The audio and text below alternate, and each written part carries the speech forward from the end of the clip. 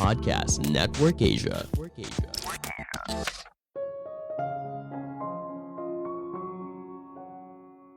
Di zaman sekarang, perang tidak lagi soal angkat senjata, tapi juga soal menghancurkan ekonomi negara musuh. Halo semuanya, nama saya Michael. Selamat datang di channel saya, Sikutu Buku. Kali ini saya akan membahas soal perang Rusia dan Ukraina. Kita semua pasti sedang mengamati perkembangan perang ini. Yang saya bahas bukan dari sisi perangnya, tapi dari sisi ekonomi. Selama beberapa tahun terakhir, pemerintah Rusia sedang membangun ekonomi negaranya untuk bertahan dari sanksi ekonomi yang bisa dikenakan oleh pemerintah Barat. Setidaknya ada 640 miliar dolar cadangan uang yang dimiliki Rusia dalam bentuk surat hutang negara asing, uang tunai, dan emas.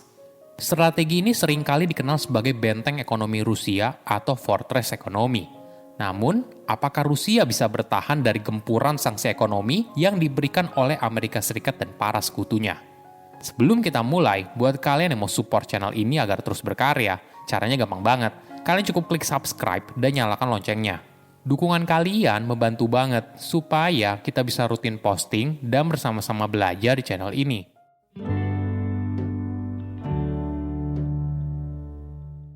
Situasi perang Rusia dan Ukraina bergerak sangat cepat. Dalam waktu beberapa hari, tentara Rusia sudah masuk ke dalam ibu kota Ukraina. Warga sipil menjadi korban hingga ada yang meninggal. Keputusan yang diambil Rusia lalu membuat Amerika Serikat dan para sekutunya menjatuhkan beberapa sanksi ekonomi kepada Rusia dan juga bisnis dari lingkaran terdekat Presiden Rusia Vladimir Putin. Sanksi ekonomi yang diambil bisa berbagai bentuk, mulai dari sanksi ekonomi kepada bank Rusia, akses ke teknologi terbaru, dan sebagainya. Namun semua hal ini sudah diantisipasi oleh Rusia. Pada tahun 2014, saat Rusia pertama kali menyerang Ukraina, ekonomi Rusia mengalami tekanan berat, dampak dari sanksi ekonomi yang dikenakan oleh Amerika Serikat dan para sekutunya. Hal ini membuat Putin sangat kesal dan berusaha untuk mencegah hal yang sama terulang kembali. Mungkin sebelum kita bicara lebih jauh, kita harus pahami dulu soal sanksi ekonomi. Menariknya, sanksi ekonomi sangat efektif apabila sanksi itu hanya gertakan semata. Karena ketika misalnya Amerika Serikat dan para sekutunya memberikan sanksi ekonomi, hal tersebut bisa berdampak buruk bagi mereka.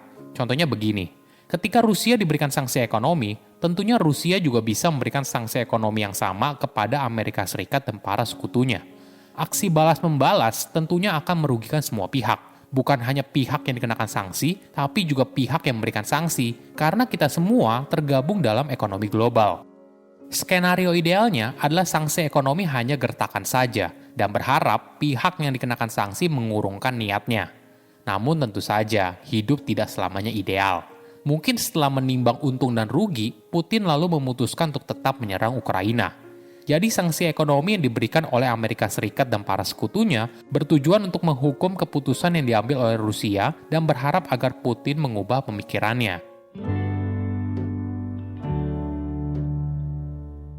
Salah satu sanksi ekonominya ditujukan kepada bank besar di Rusia. Sebagai gambaran, 4 bank BUMN terbesar di Rusia memiliki total 55% aset negara tersebut. 4 bank ini ibaratnya memiliki setengah uang yang ada di Rusia. Jadi, tekanan ekonomi yang diberikan pada bank ini akan berdampak signifikan. Para bank tersebut lalu dikenakan sanksi seperti pemblokiran atau pembukuan aset. Ditambah lagi, Amerika Serikat memberikan sanksi tambahan kepada Bank Sentral Rusia dan berbagai sumber kekayaannya. Jadi, Amerika Serikat memblokir semua transaksi warga Amerika yang berhubungan dengan Bank Sentral Rusia, Kementerian Keuangan Rusia, dan sebagainya. Hal ini tentunya bisa mendorong inflasi yang tinggi di Rusia. Dampak pemblokiran ini ternyata sangat berbahaya, karena ibaratnya pemerintah Rusia dimasukkan ke dalam daftar yang sama seperti mafia kartel, terorisme, dan sebagainya. Ketika Amerika Serikat menaruh kamu di dalam daftar tersebut, ibaratnya hampir tidak ada negara di dunia mau berbisnis dengan kamu, karena mereka takut akan diberikan sanksi ekonomi yang sama oleh Amerika Serikat. Sebagai gambaran, mayoritas bank di seluruh dunia menggunakan mata uang dolar Amerika Serikat dalam bertransaksi.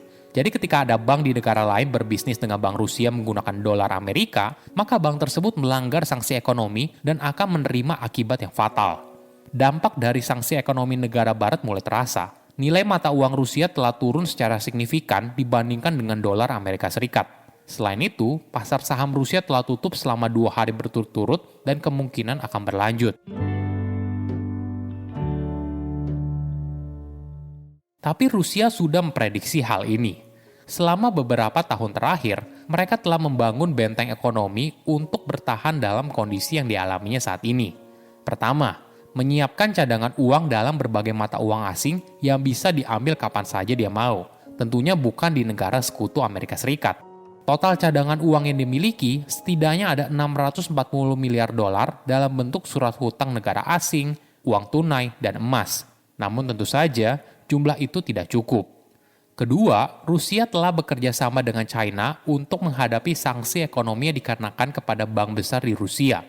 Saat beberapa bank besar Rusia diputus aksesnya ke SWIFT, jaringan pesan yang menghubungkan uang di dunia, maka bank besar Rusia itu ibaratnya dikucilkan dari perdagangan global. Sebagai gambaran, bank besar di dunia menggunakan jaringan SWIFT untuk berbicara satu sama lain saat mentransfer uang ke negara lain. Nah, mungkin alternatif yang akan digunakan oleh Rusia adalah jaringan sistem keuangan yang dimiliki oleh China. Ketiga, Rusia mengurangi ketergantungan pada investasi asing.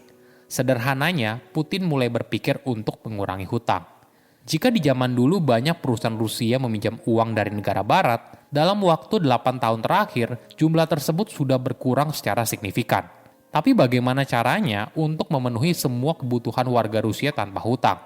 Inilah yang membawa kita pada poin terakhir, yaitu ekspor minyak bumi. Ini adalah kartu kemenangan Rusia. Putin berpikir kalau penjualan minyak ke pasar dunia akan menutup semua kekurangan tersebut. Sebagai gambaran, Rusia mampu menghasilkan 4 juta barel minyak sehari. Bayangkan jika harga minyak seperti sekarang yang sedang membumbung tinggi, tentu saja Rusia akan mendapatkan banyak uang setiap harinya. Sebagai gambaran, hampir semua transaksi minyak dunia menggunakan mata uang dolar Amerika Serikat atau euro. Inilah yang membuat Rusia masih punya akses terhadap mata uang dolar Amerika Serikat.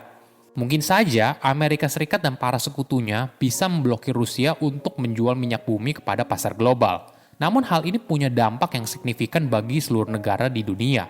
Selain minyak, Rusia juga merupakan eksportir gas alam. Sebagai gambaran, Eropa memiliki ketergantungan yang tinggi pada Rusia. 40% gas alam dan 25% minyak bumi mereka berasal dari Rusia. Tidak berhenti sampai di sana, ada komoditas lain yang sangat krusial bagi pasar global. Ekspor logam Rusia menyumbang 43% dari total pasokan global. Nah, logam yang dimaksud itu seperti nikel, aluminium, hingga tembaga. Semua jenis logam ini sangat penting bagi pasokan global.